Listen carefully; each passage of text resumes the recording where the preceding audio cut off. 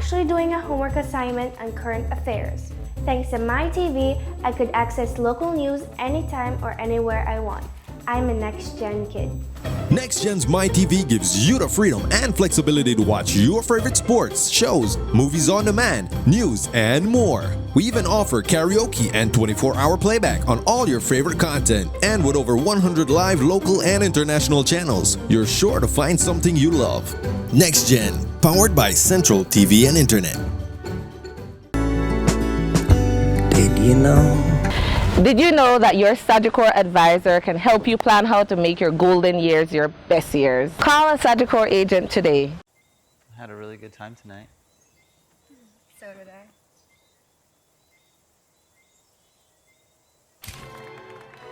I. Life moves fast. Be prepared with Sagicor. Learn more at sagicorlife.com. Good morning. Welcome to Morning Matters. Our guest this morning is Michael H. Chebat Jr. Senator Chebat attended Sacred Heart Primary School and St. John's College in Belize. He then went on to Florida International University, where he earned a Bachelor's of Arts in International Relations, and then moved to the University of the West Indies for his LLB, followed by Norman Manley Law School in Jamaica, where he got his LLC. He has served as the president of the Bar Association of Belize, as a member of the Judicial and Legal Service Commission, as chairman of the Belize Social Security Board, and as chairman of the Board of Governors at Palo High School, as well as a member of the Belize Red Cross, amongst many other things. He's currently standard bearer for Cayo North and partner at M.A. Chebat and Company, which is a full-service law firm. Senator, good morning and welcome. Thank you. Good morning. How are you doing? I am wonderful. How are you?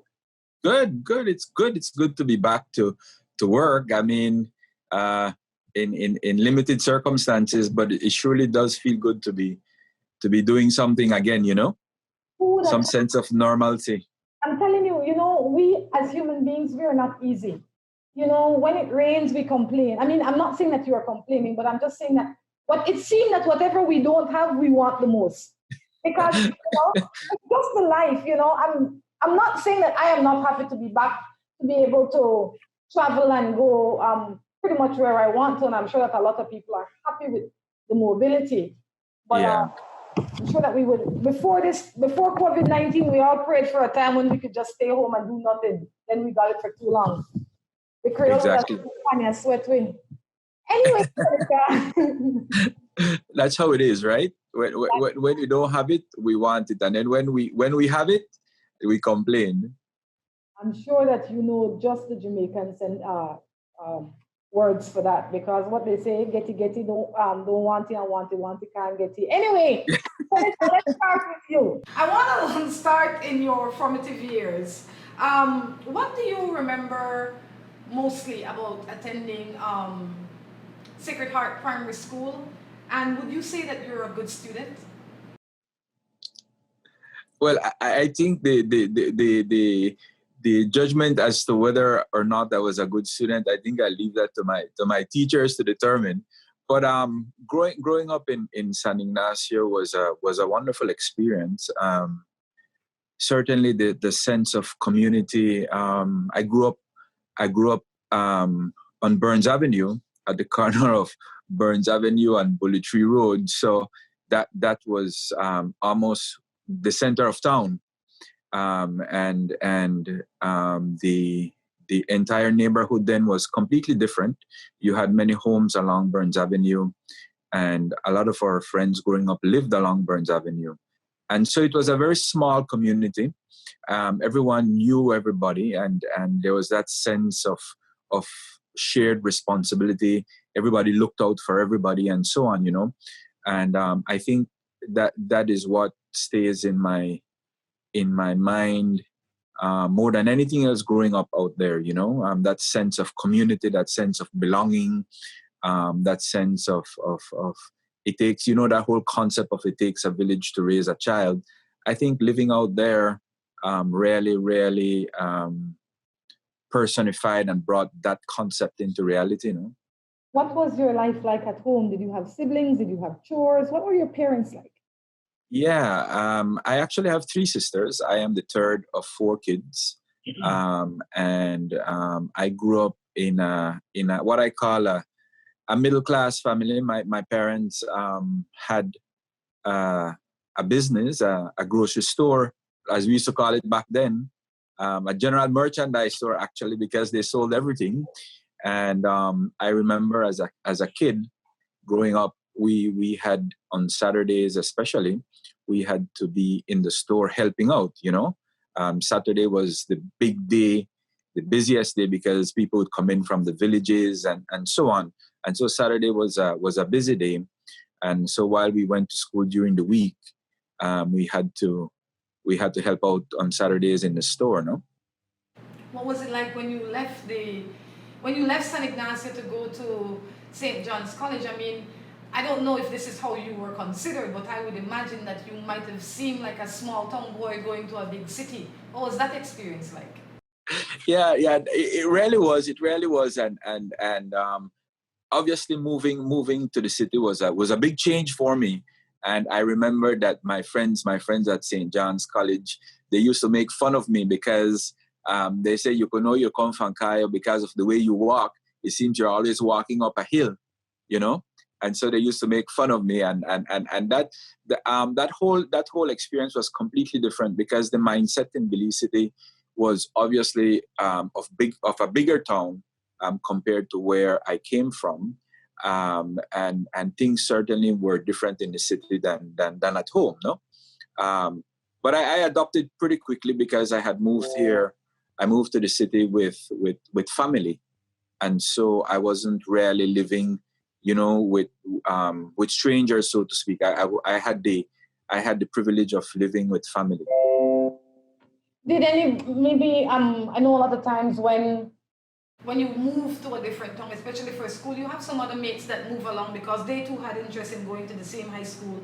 Did you move with any of your mates, or was it just you? No, I think I was the only one who moved from Sacred Heart Primary School to SJC in that year.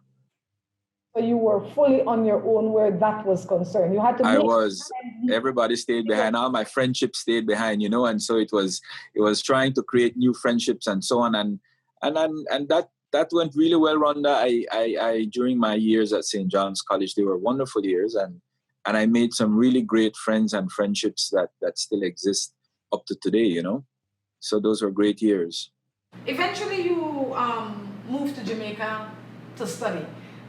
What was that experience like? I mean, I have been to Jamaica a few times, and I would imagine that a lot of times they would find it strange when a fair-skinned person like you talk Creole. So I believe that you fully had them lost. Many times they must have said to you, which small island you come from, and then you have to say to them, nah, I don't know if I know small island, I'm from country. Well, believe it or not, back then I went to Jamaica.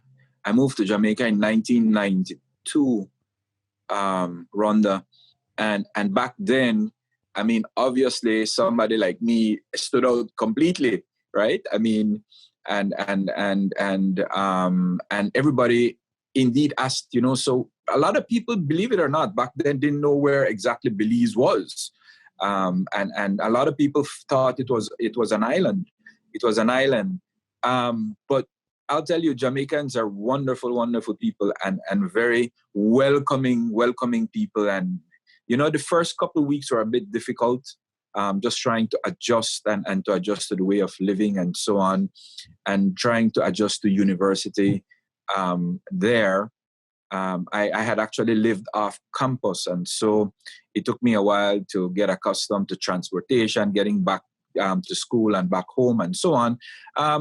But after a couple of weeks, it became easy because the Jamaicans are so friendly that it was easy to make friendships, and they were very welcoming. I didn't find the contrary around that. So Jamaica was great. Actually, I almost stayed to live in Jamaica.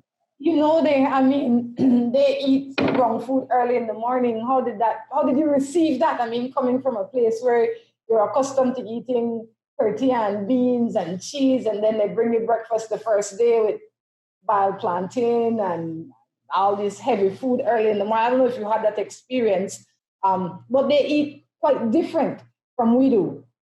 They do, and I did have some of that. But to be honest with you, I stuck to my scrambled eggs and toast bread and so on. Things that I could make at home easily. I'm the worst chef in the world. Apart from scrambling eggs and toasting bread, there's not much that I do in the kitchen. Master. And so, I trust me, I spent a lot of time buying patties and so forth. Whatever we could catch on the street. We used to go down to the mall then, and we used to buy the rotis and so on. And I mean, student life, right?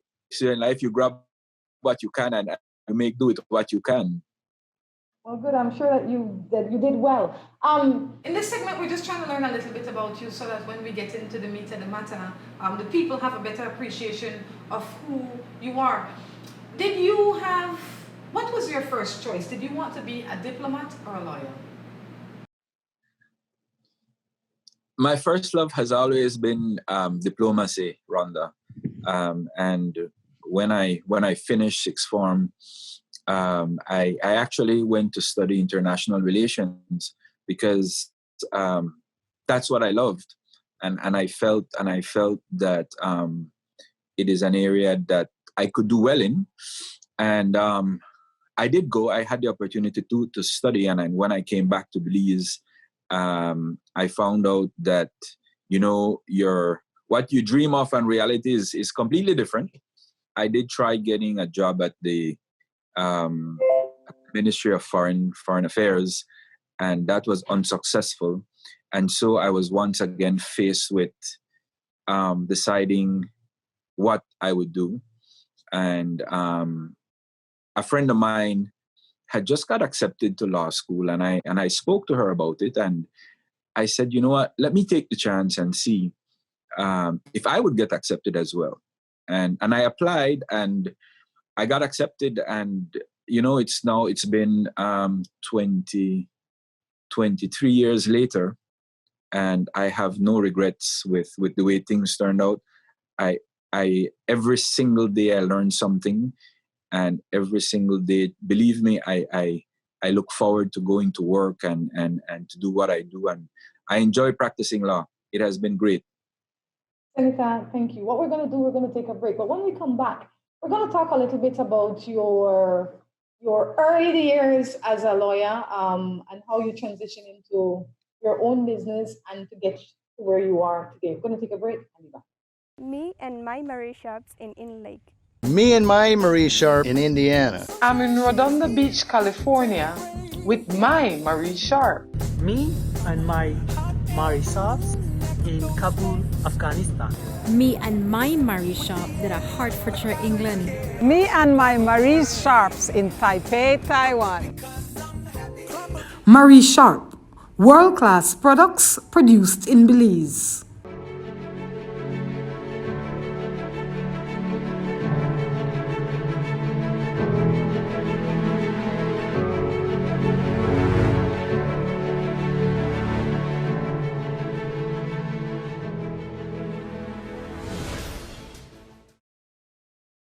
New Buildings Limited is the company of choice when it comes to design, fabricating and erection of wide-span metal buildings in Belize. At New Buildings, we have a team of well-trained professionals that can produce the most innovative and durable metal structures. Be it domestic or industrial buildings, we can get it done for you. We have put together some of the most outstanding metal structures in the country. We also do estimates and consulting. Visit New Buildings in Spanish Lookout or give them a call at 631-8723 or 610-5185. New Buildings Limited, the experts when it comes to metal structures in Belize.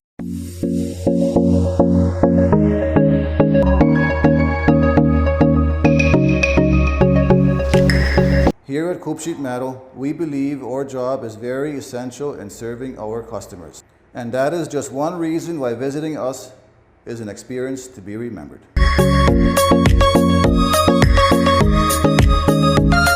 Here at Coop Sheet Metal, we have a reliable fleet of trucks. We specialize in countrywide delivery of all our material.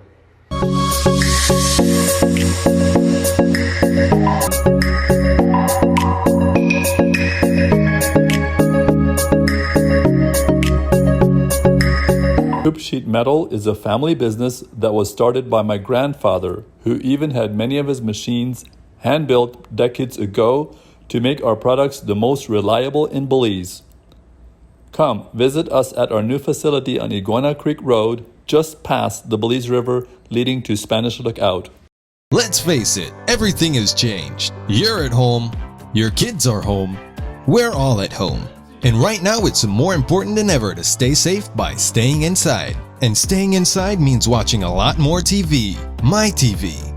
With MyTV, you can now stream up to 100 channels of live news updates, pay-per-view events, and movies on demand on any of your devices. No strings attached. We are making it easier so you can stay informed and entertained.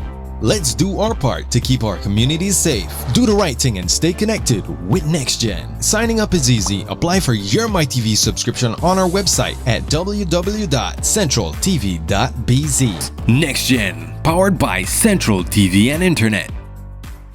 Welcome back to Morning Matters. Senator Chebat in with us this morning. Senator, welcome back. Thank you. Thank you very much. Well, Senator, now that we have a little background about your travels and your experience, I would like to know, in 1997, you returned home with a law degree and was admitted to the bar, after which you went to work for 2 companies. In 1999, you started your own firm. What was that experience like as a young lawyer? And why did you then decide to go on your own?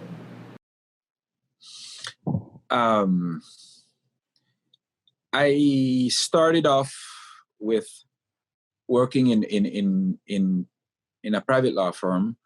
And after 2 years, Rhonda, I had the opportunity to start my own business in a partnership with another attorney. And I jumped at it because I felt that there was so much more that you could do out there. And I felt that where I was at the time, I was very limited. And I decided that, you got to take chances and you got to be brave and bold in what you want. And certainly I felt that I wanted more exposure. I wanted to be out there some more, and I wanted to capture a greater part of the market, no? And given the opportunity to enter into a partnership in which I could have some control over decision making and the direction in which I wanted my career to go, I jumped at it immediately. Did you have any fears? Yes. Obviously, the usual. You wonder, boy, will people come knocking at my door? Will I be able to turn to my colleagues if I came across an issue that I could not resolve and things like that? And fortunately for me, Rhonda, I had some great mentors, older, more experienced attorneys who I was able to turn to. And to ask, what do you think about this? Can you guide me on this? And stuff like that. And so, while you have the normal fears and concerns of starting a business, the fact that I had these mentors made it a lot easier for me. Do you mind telling us about who was one of your greatest mentors during that time? Certainly, and he still is. He still is Mr. Derek Courtney, Senior Counsel, a very kind gentleman, and very willing to guide and to teach. And I felt like he kind of took me to some degree under his wings when I first started practicing, and I'm eternally grateful to him for that, because he always, he was always willing to listen, and he was always willing to share his thoughts on the issues and so forth, and that was very helpful. Also, Fred Lumore, Senior Counsel, and who today I still maintain a very close friendship with, was also very instrumental in guiding me. It seemed that sometimes the young people, you were young then, but now, the young, that is a relative term. The young people don't see the need for mentorship. How important was that for you? Absolutely important, Rhonda, because not only must you learn how to address an issue, but from the folks who have experience, you learn court etiquette, you learn about relationships and how you're to deal with the judges in particular, and you learn how to deal with your colleagues. I remember when I first started practicing, the tradition at the bar was that what you do as a junior attorney is before you're called to the bar, you pick up the phone and you call all the senior counsel and you introduce yourself, and you also invite them to your calling at the bar. And that is a tradition that has fallen away, to some degree, and that is regrettable. You look around and you see a lot of young attorneys, and you see they make a lot of mistakes and missteps. And I think it is simply because in Belize, as opposed to other countries, we don't have a mentorship program, so to speak, with attorneys, no? And while I had it to some degree, and it is something that I sought, and thankfully the doors that I knocked on were open. And I'm sure that even today, junior attorneys could still knock on some of the senior counsel doors and they would get responses now. But in this profession, I think mentorship is absolutely important. Have you been given the opportunity to return the favor to a young attorney? Yes. Rhonda, I have had many attorneys pass through my hands, so to speak, over the years. In the 23 years I've been practicing, I've had the good fortune of having some really talented attorneys work along with me. And I hope that some of what I learned over the years, I was able to impart to them, In Belize, lawyers are more than any other profession. It seems that they turn into politicians. How do you explain this? I think it is a natural progression of things, Rhonda. I think as an attorney, you have, well, at least me, I think you develop a keen sense of justice, and not only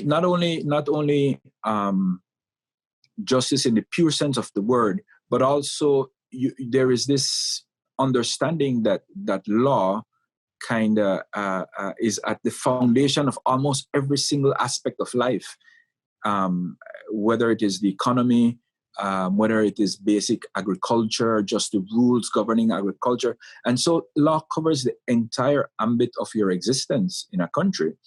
And so I think it is a natural progression that as an attorney, or for some attorneys, it is almost second nature that you want to become involved in creating these rules and creating these laws to govern a country. And so for me, I think it is a natural progression. You are a lawyer, a politician, and seemingly a deeply spiritual person. Does one affect the other? And when it does, or when there is conflict between the three, how do you choose which master to serve? Yeah, well, I'm a sinner as most, so I don't want to sound as if though that I am an extreme religious person. But yeah, I am Catholic. I grew up in the Catholic faith, and I believe in the principles of the church. And yes, there are many moments when there are conflicts in what you believe and what the church teaches, and some reality that you're faced with at the moment.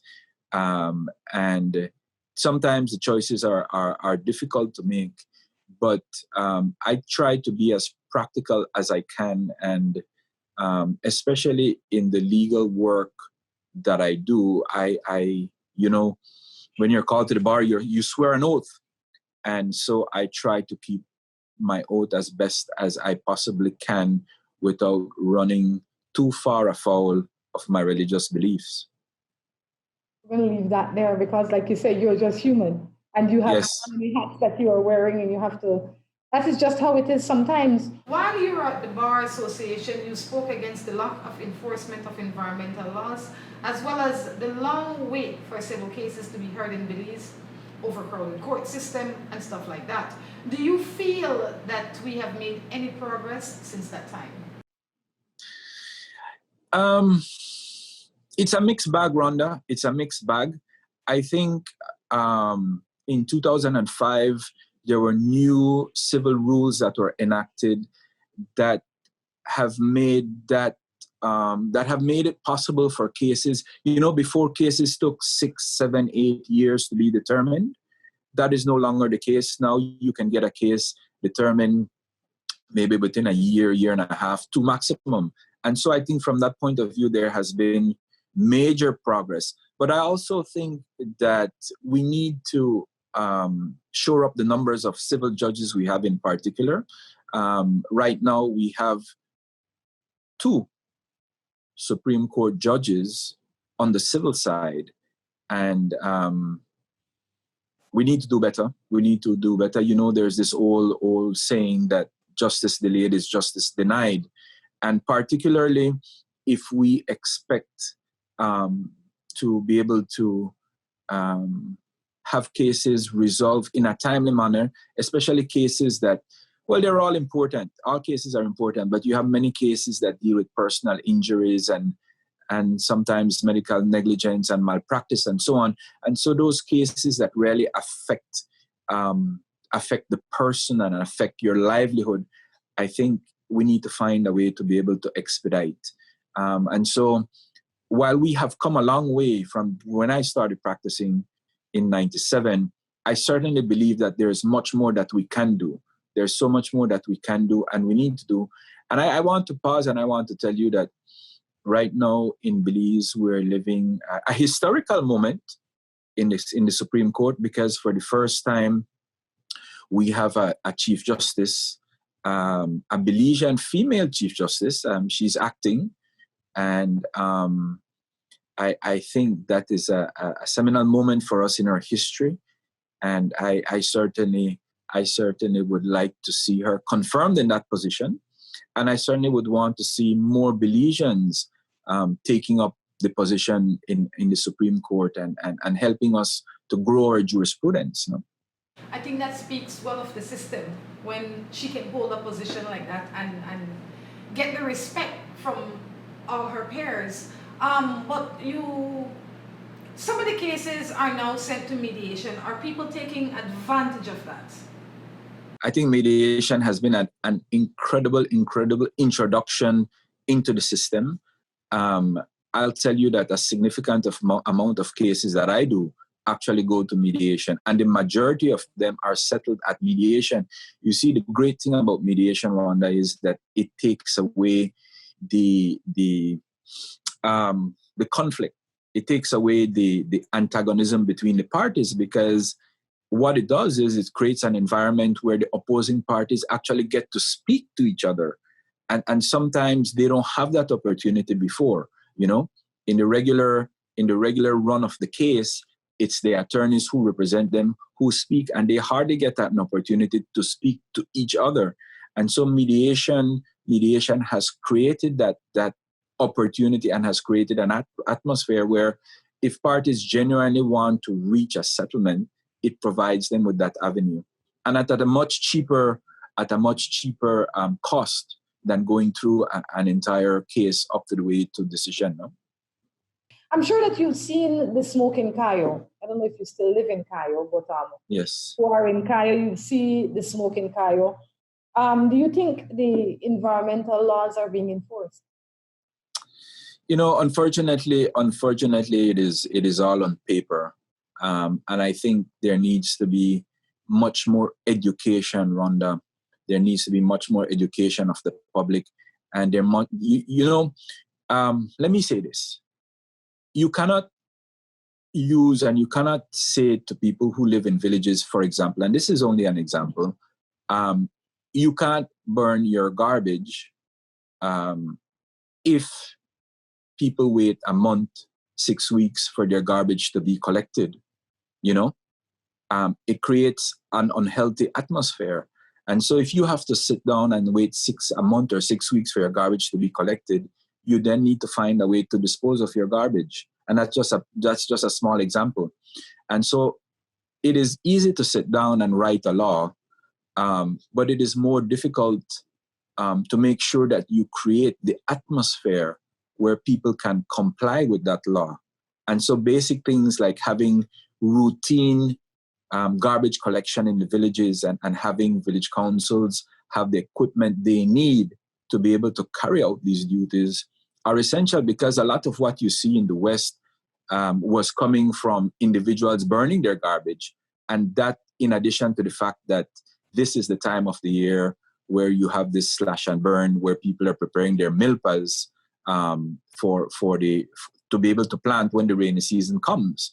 And so I think additionally, you need to be able to start assisting these farmers with new technology so that they don't have to be resorting to the slash and burn method, which now today has become just a way of preparing the land. And I do appreciate that in the past it had more traditional and more spiritual and more cultural meaning than it has in some aspects today, you know? So I think having a law that prohibits burning is fine, but it's only as good as it is on paper unless you have some other way of enabling the people to be able to comply with the law. I couldn't agree with you more, because now it's they're in a pickle. You know, if they burn, they're in trouble. If they don't burn, they're in trouble. And there's no immediate solution, as far as I know, unless you can tell me what the immediate solution would be. You know, I think that has happened because there's a certain amount of lack of foresight in the people who are creating these policies, Rhonda. You know, you cannot continue to have these kind of knee-jerk reaction. You really need to look at the panorama and plan. And this is nothing new. We know that this is the dry season. We know we've been warned that this season is drier than normal past seasons, and yet nothing has been put in place to be able to ameliorate the effects of this dry season.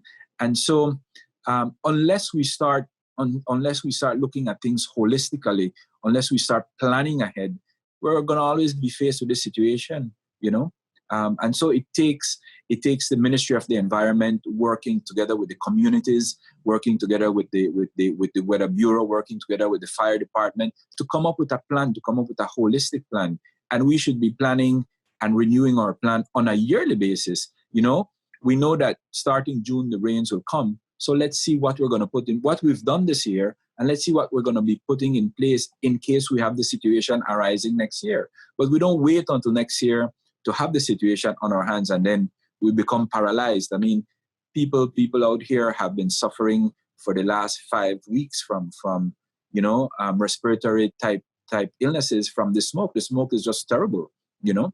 During your chairmanship of the Social Security Board, you oversaw a feasibility study for the implementation of non-contributory pension and the rollout of the National Health Insurance. What are your thoughts on those two issues now, considering the fact that we are in this global pandemic? I think more than ever, they have become so much more important, Rhonda. At the time when I went to Social Security Board, if my memory serves me correct, it's been a long time, I believe that only women were receiving non-contributory pension benefits, and we tried to expand it to include males as well. And I think we were able to reach quite a number of people and assist. You know, there has to be a safety net. There has to be a safety net, especially out there for the older people. And why we don't want to create a totally dependent type of society, we also need to be able to take care of those who are in most need, and particularly our elderly. And so I think now more than ever, that program becomes important, much more so. You've had so many people losing jobs. You have over 136,000 people, as far as I understand, who have lost their jobs.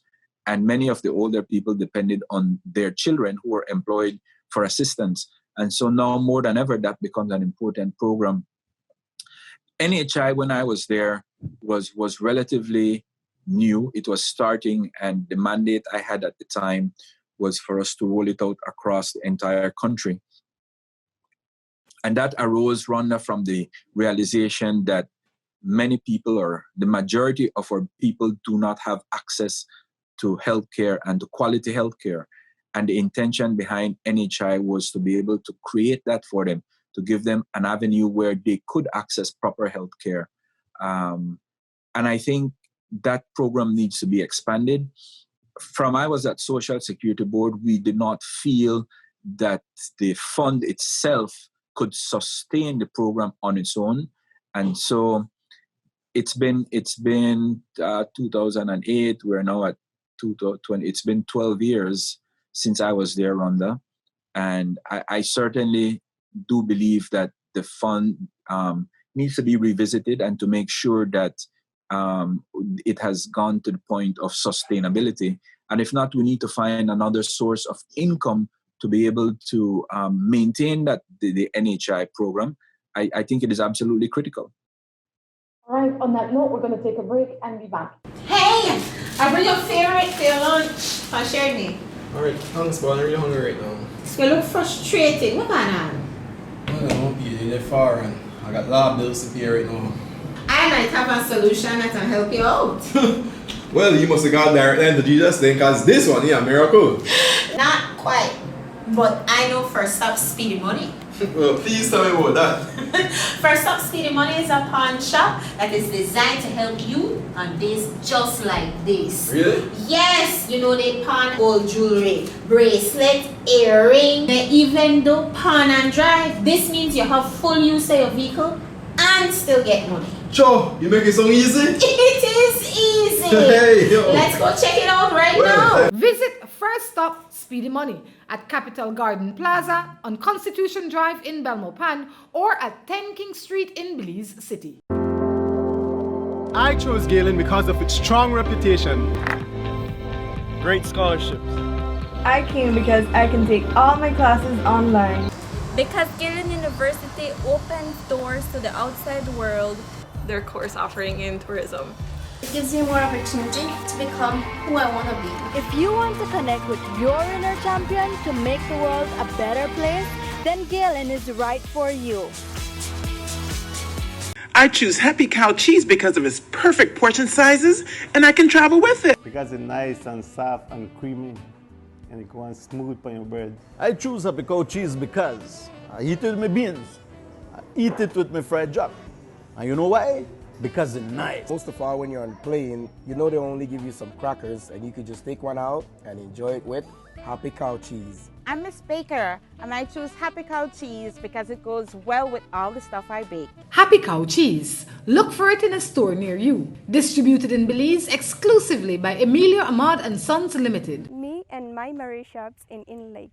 Me and my Marie Sharp in Indiana. I'm in Rhonda Beach, California with my Marie Sharp. Me and my Marie shops in Kabul, Afghanistan. Me and my Marie shop that are Hertfordshire, England. Me and my Marie Sharps in Taipei, Taiwan. Marie Sharp, world-class products produced in Belize. Welcome back to the third and final segment of Morning Matters. Senator Chebat in with us this morning. Senator, good morning and welcome back. Thank you, Rhonda. Good morning. Senator, you are a lawyer, a businessman, and one would say that you are already in a place where you can make significant contribution to your society. Why then did you decide to enter politics? Because with politics, Rhonda, I think you're able to touch more lives on a personal level. Yes, I am an attorney, and yes, I am a businessman. But at the same time, I think there's a whole other dimension out there that politics allows you to enter into. And I think being in a position to impact people's lives on a large basis, I think is important. I think as a politician, quality of life is important. And for me, those were the factors that drew me into politics. I had an opportunity to get involved, and I jumped at it because I feel that we can do more, and I feel that we can do better, and I feel that the areas of concern to me are certainly education. I believe the time has come in our country where we need to ensure that everyone has an education and that education is accessible to everyone at an equal level. Too many kids are out of school today, Rhonda, because their parents simply can't afford to send them to school. And this is 2020.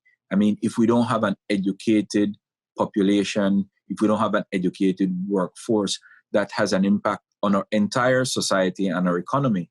And so I think at the basis of the society is education, and having a strong educational system, and a system that is able to create the kind of expertise we need as part of a larger plan. And so for me, education is important, and health is important, universal health care for everyone, at least at the primary and secondary level.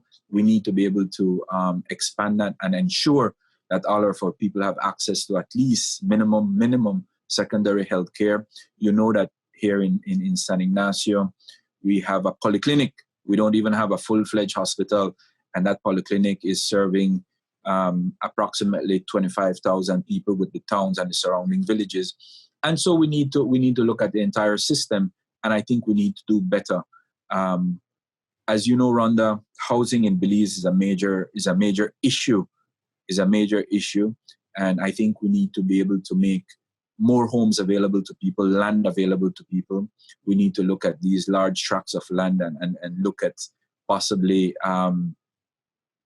acquiring some land and making land available to new families, families who are just starting, families who have been established but have never owned a home.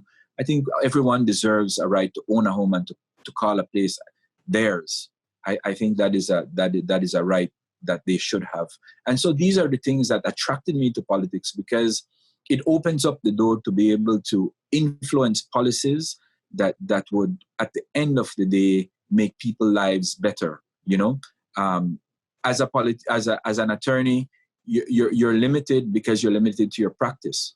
But as a politician, and hopefully as a member of the House of Representatives, you have the ability to be able to formulate laws and policies that would have an effect on an entire population, and that is the major attraction for me. Senator, and I say this with the most respect, you know, you touched on all the things that tug at the people's heart. A lot of politicians do that all the time. They speak of these things because they know it is important to the population. But what makes you know that given the opportunity that you can make a difference, considering we've seen many people saying the same things for 30, 40 years? Yes. Yeah. I think, Rhonda, you know, I've done a lot of walking around, I've done a lot of talking, and I raise these issues. And as you correctly say, these issues are not new issues. These issues, they keep popping up, and they keep coming back and coming back and coming back. And I think fundamentally we need to stop talking so much and getting down to action. I think it at the end of the day, it is about action, and it is about really putting the people of this country first. And I know it sounds like a good song bite. But in reality, you have seen over the most recent political history, which is the last 12 to 15 years. And we have seen no investment in housing. We've seen no investment, hardly any investment in expanding education. And it is difficult, and it is becoming more difficult for people, Rhonda. But I think that too often the population, we sit back and we hear, oh, Rhonda is not doing this and Rhonda is not doing that. So they campaign on what the people are not doing. And then in between there, they throw in a few sweets that the people grab, and they say that is their light of hope. But regardless of who the politician is, I'm not saying PUP or UDP, I'm just saying that this is a trend that I noticed. And then when the person gets the opportunity to hold the torch, oh gosh, they forgot all the other things that they were saying before. What is to say that this is not just going to be another cycle? Yeah, it cannot be, Rhonda. It cannot be. I truly believe that the Belizean people will not tolerate another cycle. I truly believe that the Belizean people are holding us and are starting to hold us politicians, and I'm going to include myself, accountable to them. You know, I think when you go to people's houses and you say, I'm going to do this and I'm going to do that, people are telling you, I've heard that 1,000,001 times before and nothing happens. And so for me, that is a signal, that is a warning that people don't want to hear empty promises. People want action, and you need to be able to give them some concrete proof of what it is you will be doing. You know, people don't want promises. People don't want promises, and they tell you, not tell me nothing, not come promise me nothing that you know you can't deliver. You understand?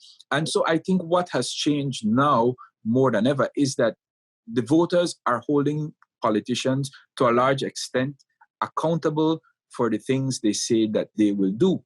You know, and I think that is a big change we're seeing in 2020.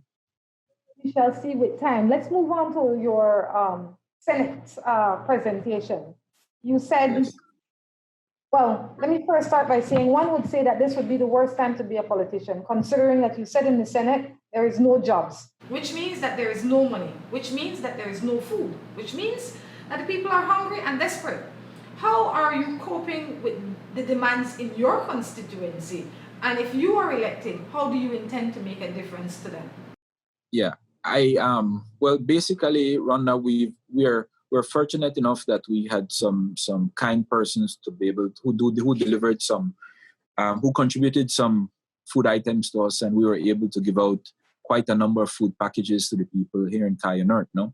But that is just the tip of the iceberg, because in truth and reality, there are so many more hungry people out there who you just can't get to everyone. That's the reality. And that's a sad reality. But I think what COVID has done is to give us an opportunity to really look at what has been happening and to prioritize, Rhonda. So we have no jobs. And so the challenge is, how do we then restart the economy to get people back employed?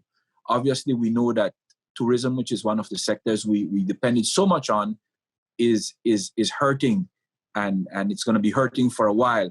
And so we need to look at alternative methods of getting this economy growing. And I think going back to the Honorable George Price days and his belief in agriculture and the agro-productive sector, I think that now becomes so much more prominent in restarting the economy.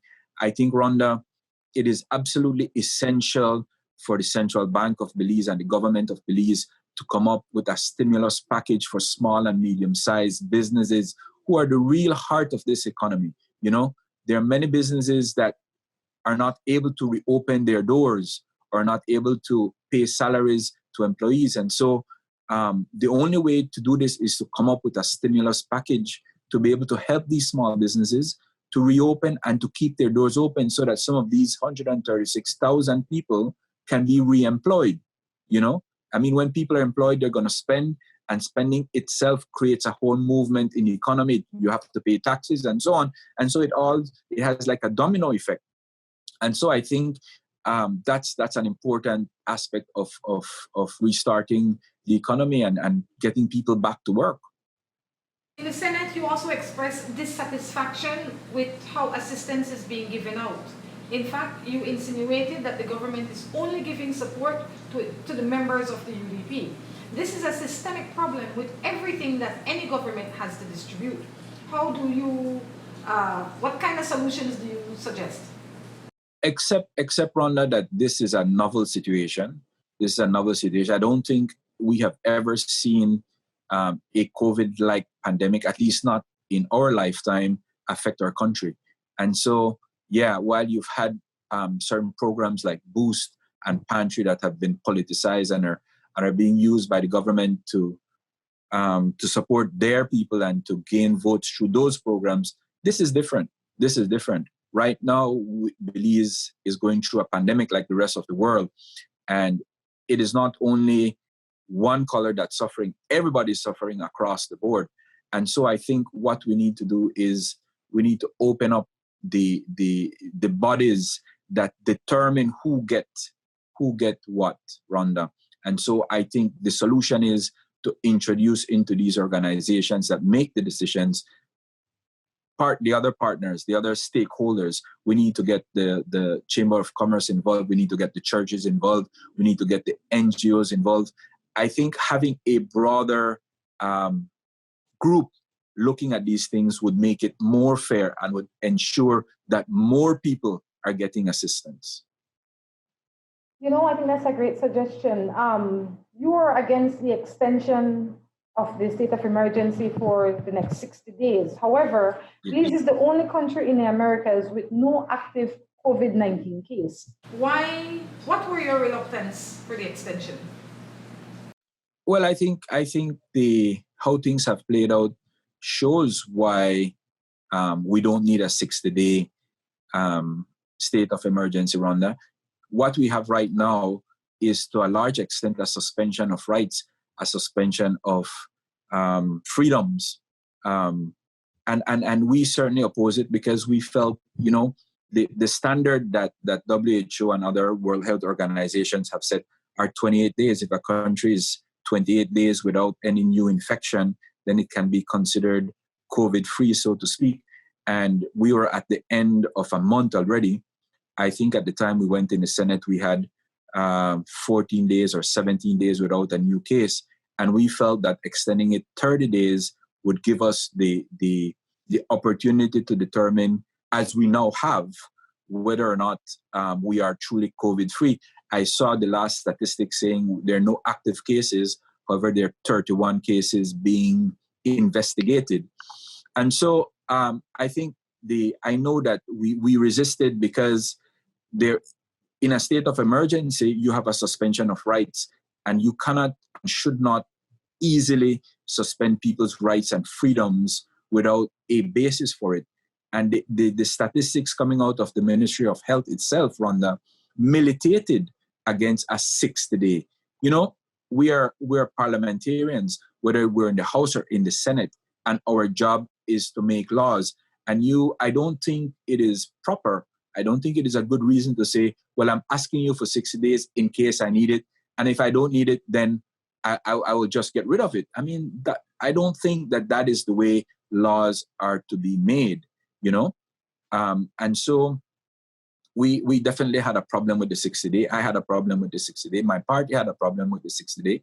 We felt that the 30-day would have been sufficient. And as you can see, not even 3-4 days after that Senate meeting, they started to relax the rules, And so their own actions and their own statistics militated and still militates against a 60-day quarantine or state of emergency. Well, they may say, whoever they are, they may say that they'll have it like they said, just in case they need it. But people may say, Mr. Chebat, what about the health concerns? Why not be safe than sorry? Why not just, allow the people?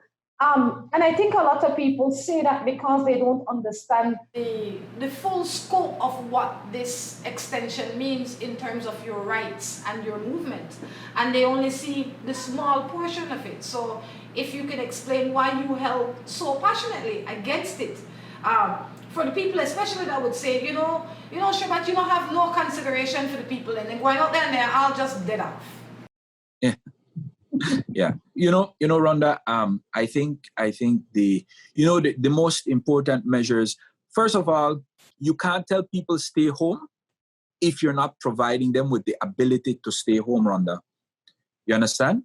You cannot tell people, all right, we'll lock you down for a further 60 days, but hey, out of the 88,000 people who applied for the unemployment benefit through Social Security, only 37,000 up to today have gotten that benefit, Rhonda. So people have no money. If they're not getting money, they're not getting the food packages they were supposed to be getting from Human Development. How are we going to say to the people, stay home and lock up, right? That's one aspect of it. So we want them to stay home. Fine, let them stay home, but provide them with the things that they need to stay home so that they can stay home. You know what I'm saying?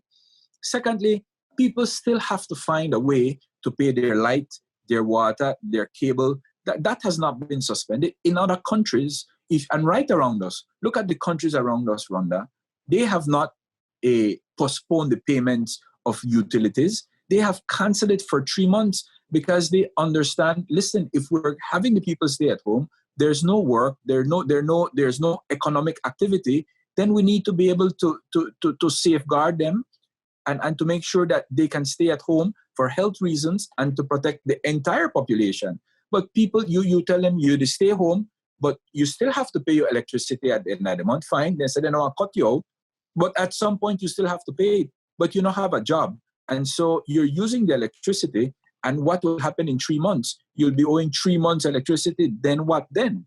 So it is easy for you to say to the population, stay home.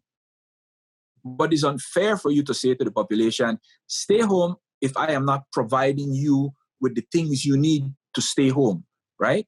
And so it is contradictory for you to say, I'm concerned about the health of the population without giving them the necessary things and tools they need to really protect their health. You understand? Because if you give people the food, if you give people the break on the utility bills, and if you give people the break on paying their rent and so on, then people will stay home because people want to be healthy. You know, the problem with COVID is it doesn't discriminate. It doesn't discriminate age. It doesn't discriminate sex. It doesn't discriminate political party. It doesn't discriminate economic status. And so we all want to be safe. We all want to stay home. Nobody wants to be infected. Nobody wants their family members to become infected. But as a government, we have a responsibility. We have a responsibility to make sure that if we're going to tell our people stay home, then we need to provide them with the tools they need to be able to stay home. Senator, message received. So, now while we're winding down, before we go, let's find out, what are you most passionate about? Me, the thing that drives me the most, Rhonda, is making life better for people. I think I know we live in such a small country and we have such a small population that things can be better.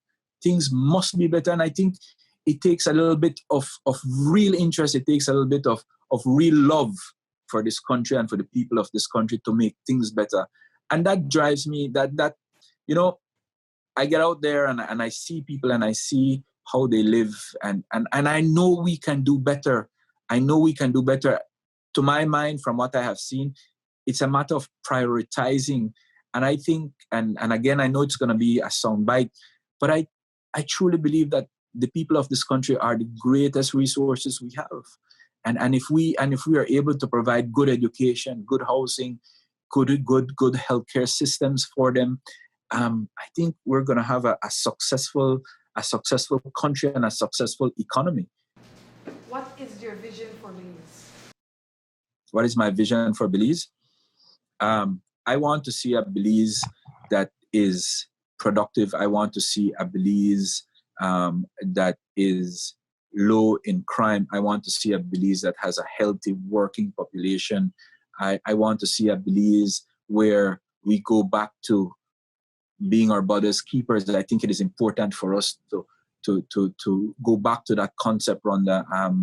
And I think that when people understand that, you know, if my neighbor is doing bad and I am doing great, something is wrong. We need to be able to reach out. We need to be able to hold each other and work together as a partnership, because that is what a country is all about. A country is about the people working together with a common goal and for the benefit of everybody. And that's my dream. Thank you for stopping in this morning. Thank you for sharing with us. Thank you for telling a portion of your story. Is there anything you'd like to leave us with?